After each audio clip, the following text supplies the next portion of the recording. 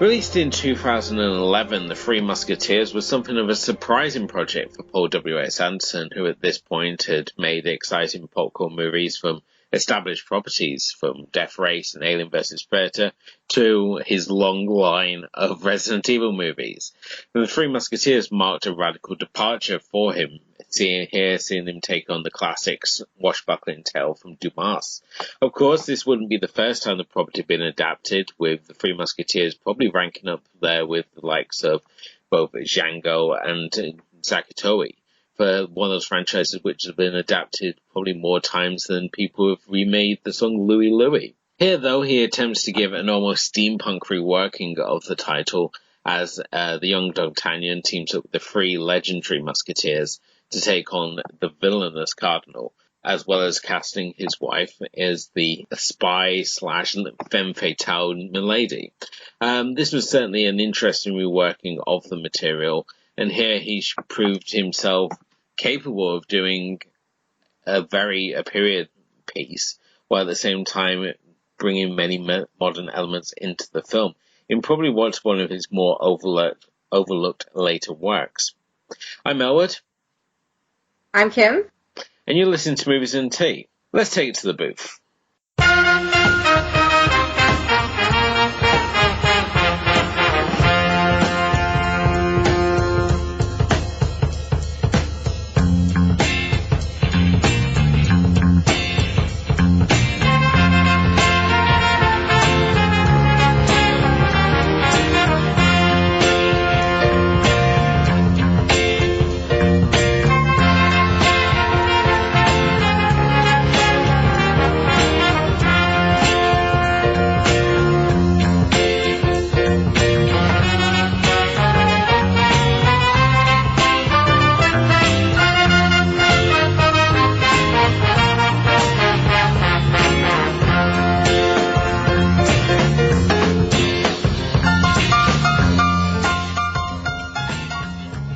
Thank you once again for joining us here for another exciting edition of Movies and Tea. We'd like to also start by thanking everyone who has been retweeting and liking our previous episode where we were talking about Death Race. We do really appreciate the support that everyone has shown to the podcast so far, and we hope that you've been enjoying this journey through the filmography of Paul W.S. Anderson, which is obviously Season 1 here on the show. Obviously, next week we're going to be looking at Pompeii, which will be our final episode of this season. So hopefully you stick with us after that and come back, because we have got some other exciting things planned. So yeah, we also have to thank that Death Race episode also was part of Christmas in July blogathon hosted by Drew Movie Reviews. You can check it at drewreviewmovies.wordpress.com.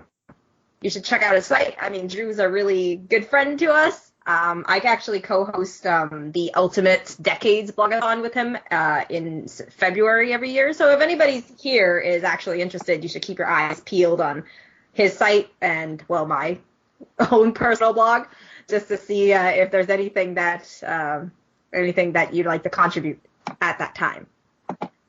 Cool. Because, yeah, it's always good to, be part of the community. I mean, this is something that we're trying to promote is more the idea of taking both blogging and podcasting back to the community spirit. And whenever we have an opportunity to take part in like a blogathon or a podcastathon, it's always nice to obviously get together and, discover new podcasts, new blogs, and share content. I think that's what the community needs at the moment. So, get out there and support your fellow podcasts, support your fellow blogs, share the hashtag PodandFamily or Underdog Pods, and just don't let it be the fact that we end up with this state where we've got five blogs who think that they run everything. It's, support your the indie scene once again, and celebrate some indie talent. But obviously, tonight, as we said earlier, we're talking about The Three Musketeers. I mean, this is from 2011, so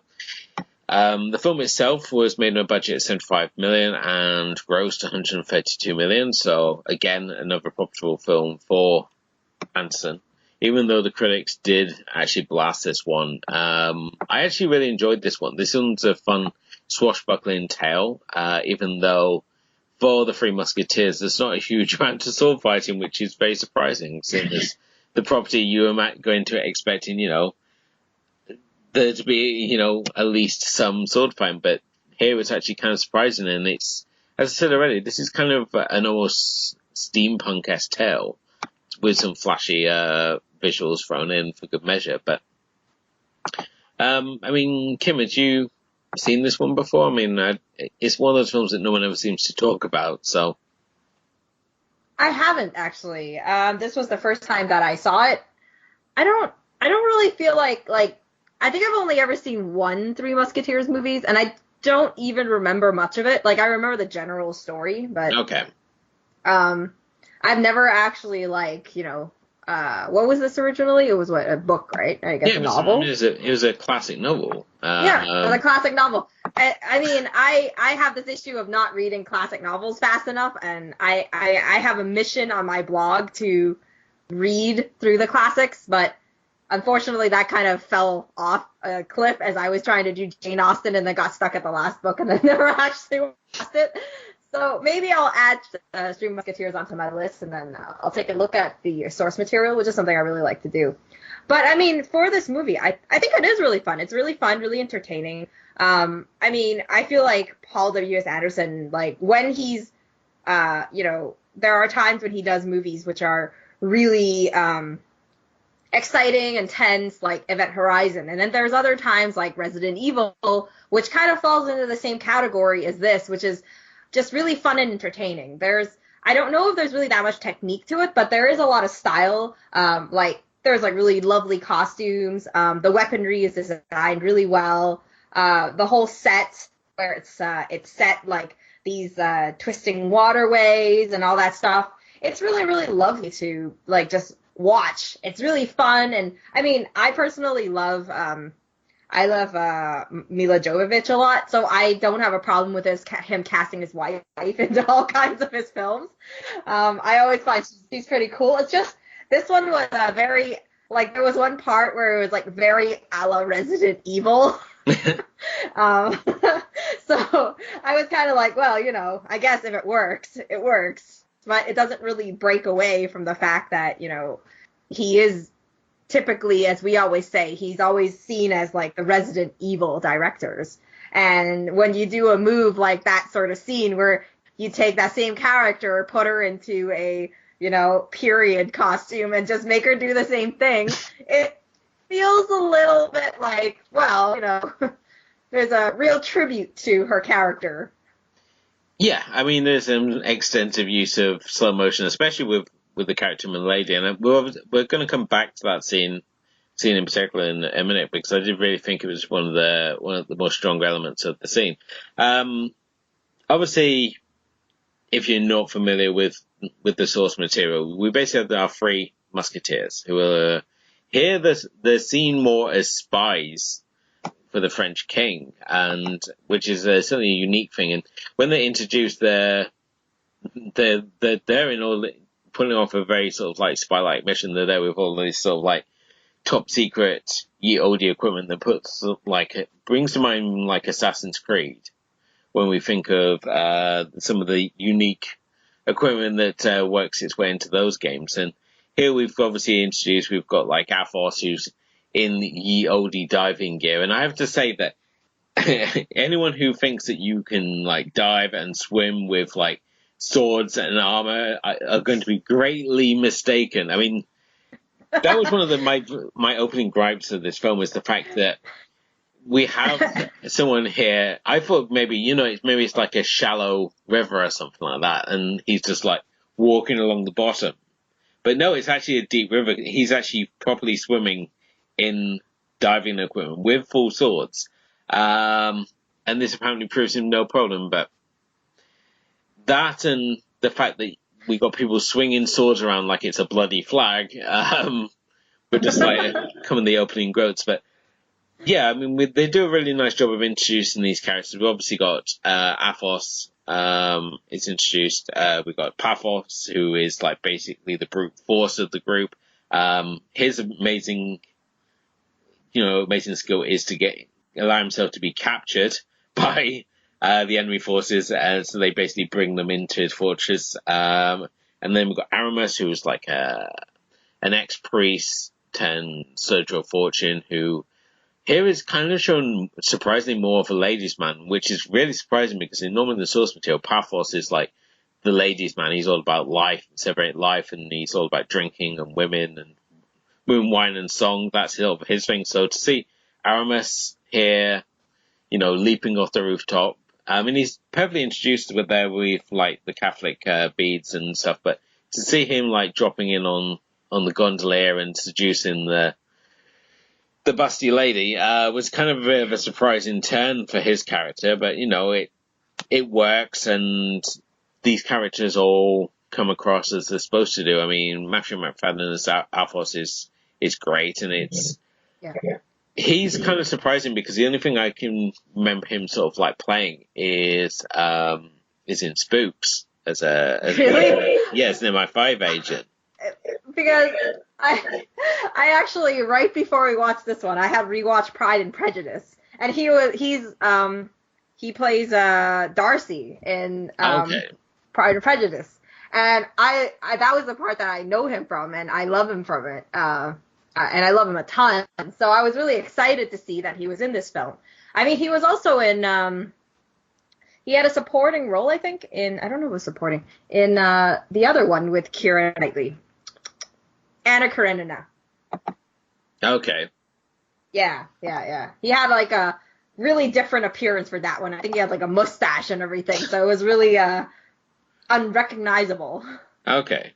Yeah, I mean, for myself, he's kind of like if you can't get Clive Owen, you get Matthew McFadden, because they're essentially the same guy. They're very similar, especially if you give them anything particularly talky to do. They're very kind of interchangeable in that point. Ray Stevenson, who plays Paphos, every time Ray Stevenson's brought up, I can never remember who he is. He's much like Carl Urban. I can never remember who he is, even though I've seen him in things. So for myself, Ray Stevenson will always be associated with Punisher Warzone, but here he's really fun as Paphos. And Luke Evans, again, another actor I can never place, even though I've obviously seen him in things.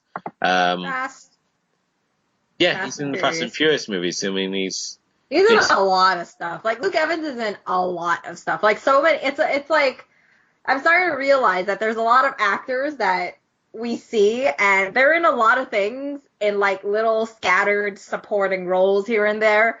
And you just, like, or cameo roles and stuff. And then you never remember where they come from.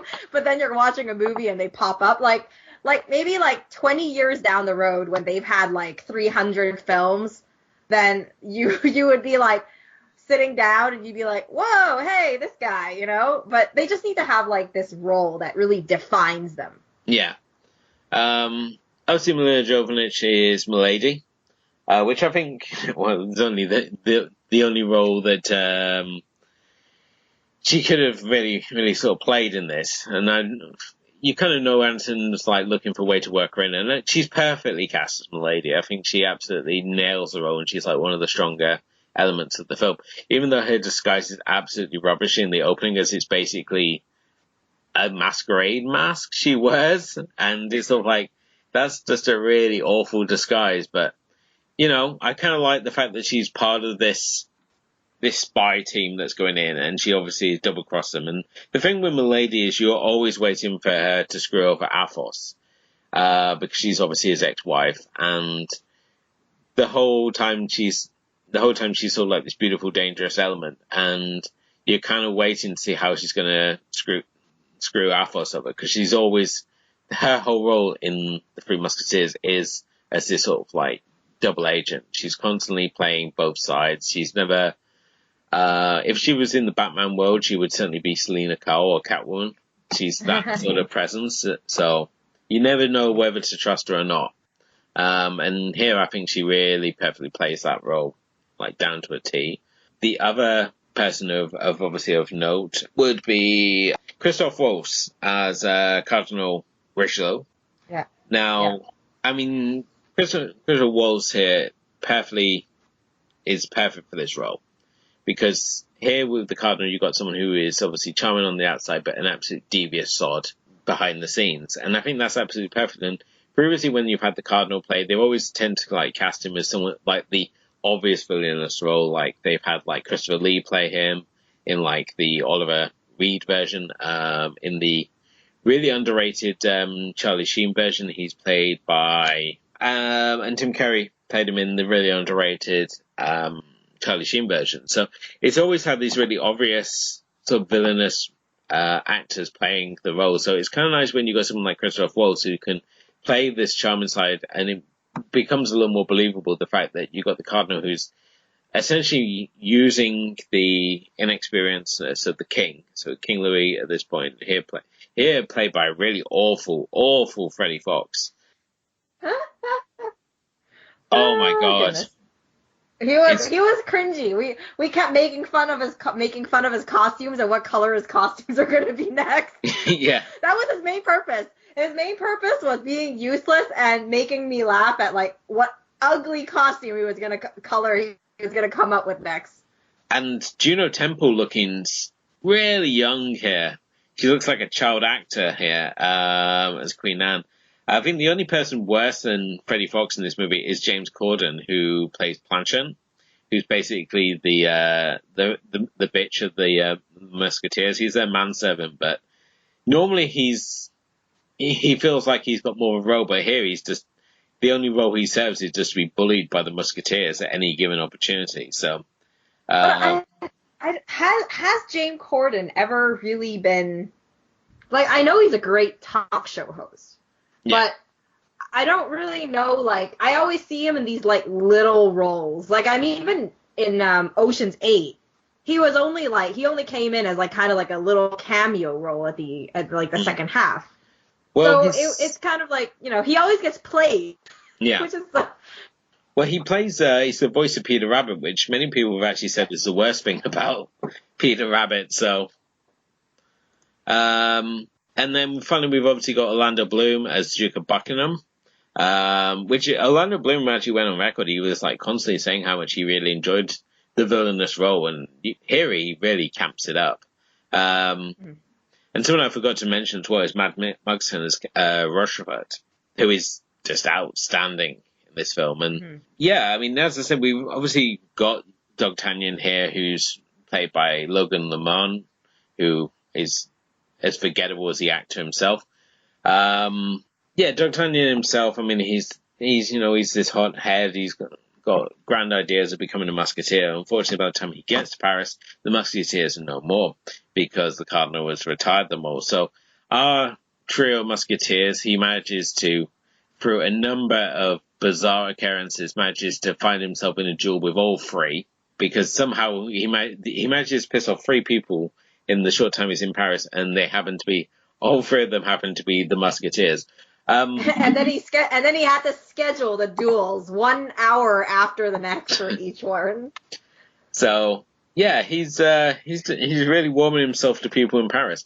In particular, the thing which really got me is that he gets into an argument with Aramis, who gives him a ticket because Aramis apparently has been reduced to a parking warden in Paris, and they have this conversation. He's sort of like, Aramis is using flowery language. And D'Artagnan's like, speak French. And he just speaks in English. And he's just basically like, your horse took a dump in the street. I mean, is it too hard for him to say, ton cheval après on discharge dans la rue? I mean, if we're speaking obviously French, I mean... Just to throw did they think again that the popcorn munching audience of the summer blockbuster would be overwhelmed by a little French in their movie to have to read 2 seconds of subtitles? I mean, it's not particularly difficult what he would have had to say, but no, instead he has to says the same thing again in English, so the scene comes off really stupid. I don't know what you thought about that, but I was actually like, huh? I was like, huh? What? What's going on? It's jarring, isn't it? Well, you know what? I mean, The Three Musketeers is kind of like, I think in terms of the dialogue and a lot of these little things, there was a lot of suspension of belief. I mean, right from the start where you were talking about like swimming with weapons, and I mean, they blasted open that stupid hole in the safe, and it was just like the water just like they just like came up all together in the same spot. How unlikely is that supposed to happen, right? There's so many things that don't make sense. And then there's like that whole trajectory, even at the end when they're like from airships and stuff like that to whatever. It's just, it's so out there. There's so many things that don't make sense. Yeah, but at the same time, I really enjoyed that, like, 18th century sort of spycraft. I mean, is it 18? What sort of century are we? I'm not saying I didn't enjoy the movie because I watched tons of things that suspend belief. I mean, I love Fast and the Furious, and that is the newer movies are absolute suspension of belief. And then you got like other things like, I like Sharknado, which is kind of like a huge suspension of belief because it's just impossible something would happen. So, I don't have an issue with it, but it's just, little things like that is where it's kind of like, it's kind of like a little mind-boggling when things like that happen, but when you're sitting in a blockbuster, I guess you don't really think about it so much. Yeah. I mean, for myself, I really enjoyed the elements where they're obviously trying to find a way to do modern technology within this period. So, as you said, like when we got the airship and it's just like stacked with guns and flamethrowers, and I thought that was like so cool, especially when we got the scene where Buckingham's tower is basically being attacked by his own airship, and you got the Musketeers are basically unleashing hell on him with this barrage of weapons that they have on this airship. I thought that was a really, really cool scene. Certainly the opening as well, when they're breaking into the vault. There's a lot of really nice trademarks there, especially for Anderson. The fact that we got a lot of the idea of those endless corridor shots, the symmetry in particular is really spot on, and certainly with his framing, everything's very central, and it's sort of like all his trademarks are all coming to the forefront here. I think the only one that he doesn't really work in there is obviously the God's Eye view, because of obviously working in the tunnels. But when we look at that opening shot where Milady is sliding through the tunnel and we've got like the bullets whizzing past this booby trap corridor, just how he's obviously setting up the scene, like the framing of the shot, and seeing those trademarks like being used to their maximum potential here was just absolutely great to see. And then, as I said, I mean, the film itself I really enjoy, and as I'm saying, I really enjoyed the fact that he's working in sort of modern technology and giving it an old-timey twist. In particular, the standout scene where we got Milady breaking into the vault, and she's timing her attacks against these guards, against the noise being made by the guards that are marching in the courtyard. So she knows that she can only kill people when they're at the farthest end of the corridor, and it gets to the last guy, and it's like she's got a pistol, he's got a sword, and he's sort of like, if you fire your shot, then they're going to hear, and she's timed it so that it goes off with the bong of the clock. And it's just, the whole sequence is just so fun to watch. And when you see her like strip off her gown and she's got like the rappel equipment and stuff, and initially it looks like, oh, this is just like Anson trying to work in a bit of sexiness into the movie, but it makes sense because she's not going to go and do spy. In her big fluffy gown, in a big fluffy dress, it's not going to make sense to try and do spy stuff. Can't scale a wall in that. Come on. I honestly think that I think the acting here, aside from the king, most of them it's done really well, and it's really surprising actually. I don't know why I'm always so surprised, but like Paul Anderson manages to get these really great actors to be a part of these films, and they turn out to be really well. Like, like Mads Mikkelsen, he's just so perfect for Rochefort. And then, you got Christoph Waltz was so good as the Cardinal, and it adds this like slyness in that sense. And there's like all these like, I don't know, it's really, it's really nice to watch. Like I think that like all acting is really spot on. Like everyone's casted really well for their roles. Whether you know them from before or not, they're still really fun to watch. There's a little bit of drama here and there, but there is a decent amount of action and a lot of like little, I don't know, what do you call it? It's kind of like just a little bit of, I guess, like suspense in the sense that, you get to kind of think about who is double crossing who, and everybody seems to have their own agenda. Yeah. And it really fits in this kind of story. But I mean, going back to, talking about like his signature shots, one of the things that, other than that, you were talking about the corridors and the symmetry, when you were saying the God's Eye view, obviously that scene didn't have it, but I really loved the God's Eye view when he uses, as they're coming in from like, a ship, and they have these great plan, and you have this thing just going around, the castle or whatever you call it itself. Loved the shots, and he really does a great job in kind of lays out the map of what they're going to be, like the area they're going to be penetrating. I don't remember if it was from the airship or if it was when the Three Musketeers were hatching their plan to kind of like figure out how to infiltrate the thing and kind of bamboozle everyone with their own plan and do the unexpected. I don't remember that really well. Well, yeah, I mean, Anthony's really very good at establishing space.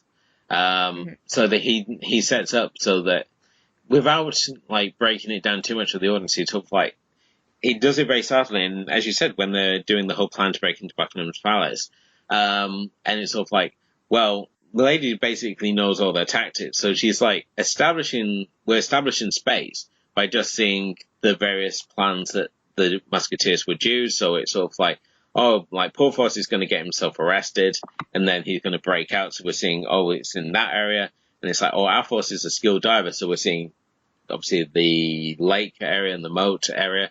And then we've obviously got Aramis, who is kind of like takes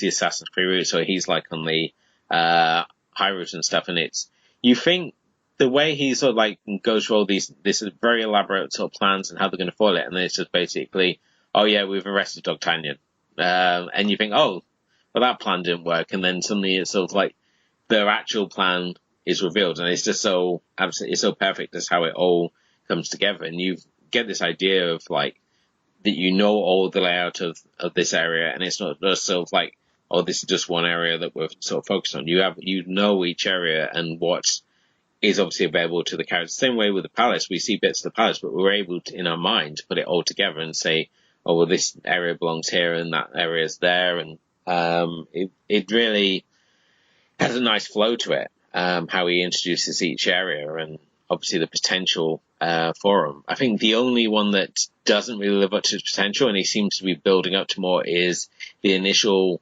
duel where it seems that D'Artagnan is going to fight these Three Musketeers. He's showing all these different elements, and you think, he could like swing off that rope, he could run up that alleyway, and it just feels very contained, and he doesn't sort of use half the tricks that you would expect him to use within this sequence. So that was the only disappointment I found, really. I don't feel like I like this movie as much as you did. I still think it was really entertaining, but I probably wouldn't go back and watch it a second time unless like it was on TV or something. Oh yeah. But I don't have TV, so that's a problem. No, but actually, like, I don't know what else to say right now one of those things that I found really funny about Mad Michelson's character, and I don't know why, I don't know if it was done deliberately or not, is the fact that maybe you can help me, like, fix this mystery that I have. Yeah. Is, Mads Mikkelsen is known to be the best swordsman, right? That was his character. He was supposed to be the best swordsman. Yeah. And then during the whole length of the film, until the final part, he's using guns the entire time. And I was just like looking at this character. I was like, I'm not saying he's not a great actor in his role. I think he did a really fantastic role in like putting in like that kind of like really I don't know. He just has this. I don't even know how to describe Mads Mikkelsen. He's so unique as an actor that I just really love him in this role. And it's just like, I just don't understand, like, what is the purpose of the fact that they gave him that role where he's using guns to fight most of these battles? These, like, little things that they have each other. Like, even when, in the first shot, when he's, like, threatening D'Artagnan, he uses a gun to kind of, like, stop him from his, like, stupidity. Yeah. Yeah. And then in the final one, he finally, like, uses a sword to be in that final fight. Okay. I mean, I'm really glad you brought it up, because, I mean, yes, I mean, this is one of the problems of the film, is the fact there isn't enough swordplay for a swashbuckling epic like the Three Musketeers. In particular, Porthos basically clubs people. When he in the book, I mean, he's a fearsome swordsman. They're all capable swordsmen. When he's basically clubbing people, and yes, I know he's a brute, but at the same time, he still uses a sword. As for Mads Mikkelsen's character, I mean, obviously, the problem is with Mads Mikkelsen, we're probably that used to seeing him playing like villainous roles, like in like Casino Royale, or his long stint playing Hannibal Lecter. So that whenever we see him like do a comedy or something a little lighter, we've still got these ideas in our mind of who he is. Even recently, I mean, he did a beer commercial for, I think it was like Heineken, and he's just riding his bicycle through like Dusseldorf, and it's sort of like talking about this beer, and it's still very creepy because it's Mads Mikkelsen. We have this very creepy element to him, but yeah, I feel it's very underused because obviously he is the master swordsman. As for the actual scene with D'Artagnan, that is actually very true to historical form, because while in like swashbuckling epics we see them have these huge long sword fights, in the actual period, you would obviously try and end the fight as quickly as possible, so it's not uncommon to give your opponent a quick kick in the crotch, if it gives you the opportunity. So for him to just basically shoot him, because he sees him, D'Artagnan, as being beneath him, so he's not going to sully his blade, as he points out. So it makes more sense. If he knows he's got the upper hand, he might as well just shoot him, because he's going to avoid getting in potential of a sword fight where he could potentially come off, embarrass himself in case like D'Artagnan got a lucky strike and ruin his legacy. But yeah, I mean, he was very underused to the extent, I mean, just generally swordplay is very underused in this film, and it was more where they could use like guns and explosives and things like that. They were more sort of commonly used, and I thought that was kind of a missed opportunity, especially, as I said, looking at the source material. But then again, when I see things like D'Artagnan, when he gets into that duel with the Queen's Guard, and he's there waving his sword around, and it's sort of like, oh god, it's like, that's the best way to lose your ears, if you're waving your sword around like that. I mean, the fact is that it's the rapier, the sword that he's supposed to be using is designed for stabbing, not slashing. Because it's about you only using the sword itself. It's not traditionally sharp on the sides. It's a point, so it's more about stabbing. So it's about deflecting your opponent's blade so you can stab them through. Whereas he seems to be like treating it like he's holding a bloody broadsword. Especially the way he swings it round. It's sort of like, it's not a flag. It's a fucking sword. And he's supposed to, I mean, this is the thing. His father, who we're introduced to, played here by Dexter Fletcher in an interesting cameo, is like, I have nothing left to teach you. And it's like, clearly you do have something left to teach him.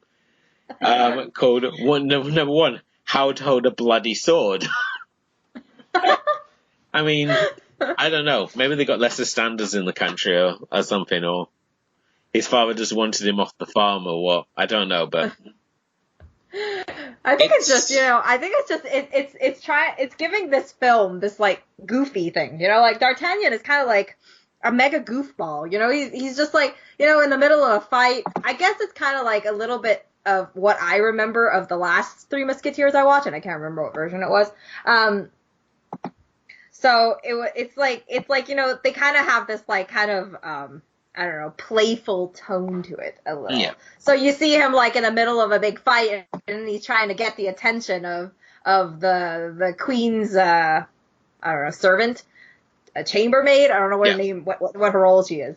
Yeah, and you see that happening, and just kind of like, oh, I just want to know your name and blah blah blah. And he's trying to pick up girls while he's doing this.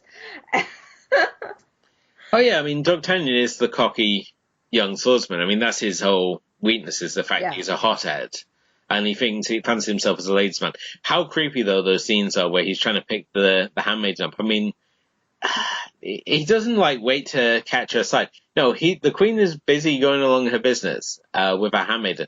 And he's just quite happy to stop all possessions. I mean, the queen's just got all the time in the world to wait for you to try and pick up this woman. That you've just basically forcing yourself upon here because you met her once. And this also made no sense. Is the fact that when she's introduced initially, she's like village girl.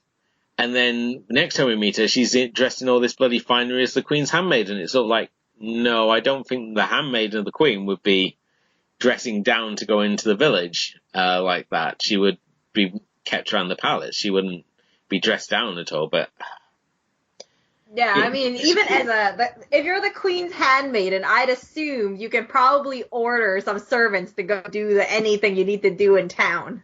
Yeah, they have ye olde lackey to to go and do. Yeah, I mean, but the actual Musketeers themselves, I mean, they're up there with my favorite representations of it, and I mean, I don't. Yeah, I was very happy with the casting of this film and many elements. As I said, it just needed more swordplay. I think that's the only thing that is really missing for me. It's an enjoyable sort of rom, but it's something that you would catch if it was on TV. It's not something you would think, oh, I'm going to sit down and watch Three Musketeers. Exactly. And if you do, you want to watch like one of the other ones. You want to watch like the Oliver Reed or the Charlie Sheen version, or if you want to watch one like a bit of a different tone, you watch like The Man in the Iron Mask from 1998, which has them as old man musketeers. Ah, that's the one I saw, Man in the Iron Mask. It was with Leonardo DiCaprio, right? Yeah, and he also has Joe Dapper as Porthos, which is the best performance ever of that role. Men, because at this point in life, Porthos is not only loves life, women, wine and song, but he's also a suicidal drunk as well.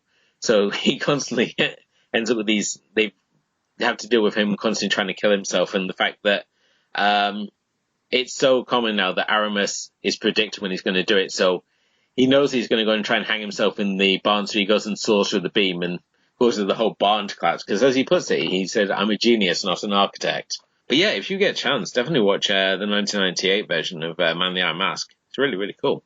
Got Jeremy Irons, John Malkovich, Joe Dapper. Oh yeah, I remember it had a great cast. It was really good. I really liked it. I mean, I was in a phase that I was in love with Leonardo DiCaprio. Yeah, I mean, this was after it's like the post-Titanic phase where he went through a slur of films.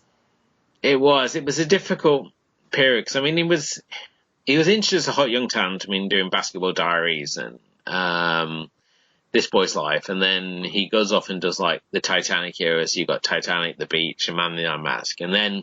I mean, for myself, I think it's Scorsese who's best responsible for saving DiCaprio's career. Because I mean, he brings him on to do things like The Departed and Shutter Island and The Wolf of Wall Street, and essentially, that's what DiCaprio always needed, was just a proper director. And I think in many ways he's become, their working relationship has become what he has with De Niro. In many ways, they just work very well together. So it's always exciting if you've got a DiCaprio Scorsese project. Same way as if you've got a Scorsese De Niro project, or a Chow Yun-fat John Woo, or Luc Besson and Jean Reno project. So yeah, I mean, a lot of directors pair themselves up with certain actors, particularly more. So, oh yeah, they have a better chemistry. They probably have similar things. They I guess they know each other's limits well, and how far they're willing to push to be different. Yeah, I would say that definitely the best one is Herzog and Kinski, mainly because they're both nuts and they both tried to kill each other on numerous occasions. But the fact is that Kinski was never better when he was working with Herzog, and Herzog, since Kinski's death, has basically been trying to find his new Looney. working with the likes of Christian Bale, Nicolas Cage to really great effect. And I mean, I would love to see Herzog do more with Nicolas Cage. I think they vibe well off each other, especially seeing like Bad Lieutenant, Port of Call, New Orleans. I think I would love to see more films like that from them. But obviously back to Three Musketeers, though. I mean, I feel this is very underrated. I think this isn't a bad film on the Anson filmography. I think it's somewhere in that middle ground. It's not as good as like, you know, the high points, like we said already, like Event Horizon, Mortal Kombat. But at the same time, it's not right there at the bottom when we like things like Resident Evil 4 and, you know, Pompeii. Which we haven't talked about yet, so you can tell how well we're looking for. See Pompeii, so we'll have the second viewing might be interesting to say the least. So, what would you recommend as further viewing? I think we pretty much throughout this review gone over my further viewing for this. As I said, I would just watch the Oliver Reed Three Musketeers or the Charlie Sheen Musketeers. And Man in the Iron Mask. Yeah, Man in the Iron Mask. I think that would be those three. I think. I mean, the Oliver Reed version had a passable sequel, the Four Musketeers. But yeah, I think certainly any of those three, I don't think you can go too wrong. I mean, they capture the spirit of what the Musketeers are. I mean, you can obviously there are, as we mentioned already, there's numerous versions of the Three Musketeers adaptations. I mean, right back to sort of like turn of the century sort of filmmaking. You've got films from like 1913 of the Three Musketeers there. If you want to go like real deep cuts into this, there's like Mexican versions of the Three Musketeers, or you've got Disney versions of Three Musketeers. Yeah, so it's a story which adapts itself well, as clearly seen by the amount of times it's been remade. But I would say for myself, those are sort of personally my three favorite sort of incarnations of this story. But what about yourself? Yeah, I mean, you're definitely like I think those are really good choices. I actually didn't really have much prepared, but I was thinking about it and I was like, you know, if you think about something like this, like something kind of goofy and fun and kind of like a lot of sword play, I would say like Pirates of the Caribbean is a really good one. Curse of the Black Pearl is what I would start with, obviously. I mean, other movies that I haven't seen in a million years that I could think of is maybe like Mask of Zorro or something like that. Like something with a lot of sword play. That's definitely up there where it could be like, I think these two are good additions to it. Yeah, definitely. If you're not looking for Three Musketeers, you want something like outside of Three Musketeers, but you want to pair it with this Three Musketeers. Yeah, if you want to watch Three Musketeers with some sword play, then I'll say the way to go. But no, I mean, Antonio Banderas' Zorro, especially the first one, is definitely a good modern sword play flick. It's just a shame that they really did more with that franchise. I think the first film had such potential, and then they waited a long time to do the sequel, and it just never really hit home, really. So, but no. But no, that brings us to the end of another edition of Movies and Tea. I'd like to thank everyone, of course, for listening. If you haven't done already, please do hit the like and subscribe button, whether you're listening to us on Podomatic or iTunes or wherever you happen to be listening to the show. It all certainly helps. Also, you can follow us on both Facebook and Instagram, as well as Twitter. Let us know what you think of the show. Let us know what you think of the Paul W.S. filmography. We really appreciate to hear your thoughts on these films, and let us know your personal favorites. But we will, of course, be back